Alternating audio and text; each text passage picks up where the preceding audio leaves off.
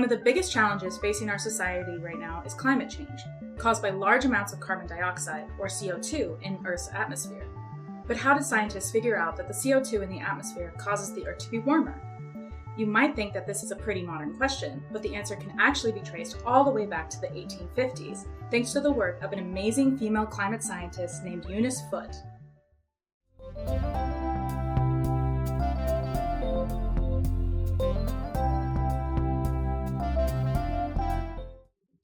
Eunice was born in 1819 in Connecticut as one of 11 children.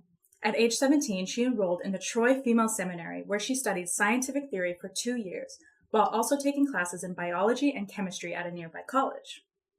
Even though Eunice loved learning about the scientific world, she wasn't able to continue her education or try to pursue a job as a scientist, because these paths weren't really available to women at the time. So instead, Eunice tried to keep learning on her own, reading books and keeping up with the latest scientific findings as they came out.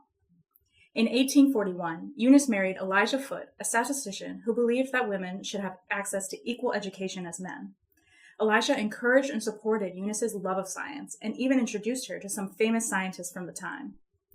Even though Eunice wasn't welcome as a scientist in the classroom or university laboratory, she managed to keep learning and discovering right in her own home.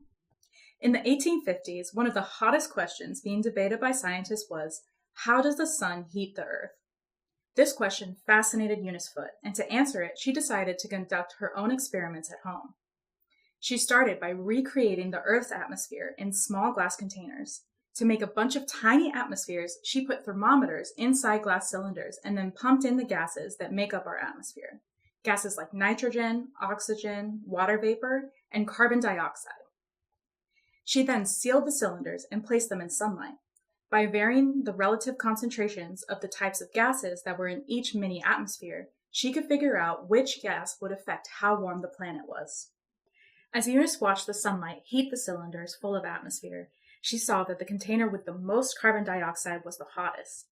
She also found that when it was removed from the sunlight, it was the one that took the longest to cool down.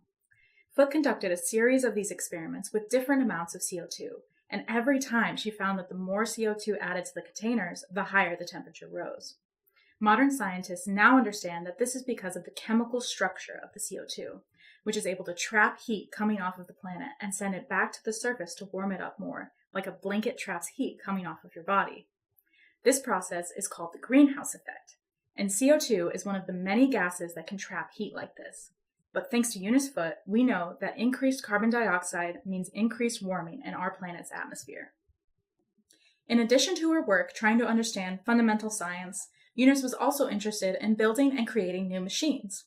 Her inventions include a machine to make paper and a cooking stove with a thermostat that gave much more control over its temperature, both of which she was awarded a patent for.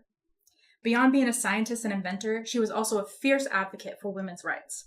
In 1848, Eunice Foote helped organize the Seneca Falls Convention, a very important meeting of early suffragettes and feminists to discuss the fight to get women equal social status and legal rights, including the right to vote. Eunice Foote's work paved the way for modern climate science, but it was almost 150 years before she got credit for her important discovery characterizing and describing the greenhouse effect. Foote's work did not initially receive the same recognition as her male colleagues, and many publishers refused to print her work because they did not publish the work done by women. At the time, no one really appreciated just how important Eunice's discovery would be.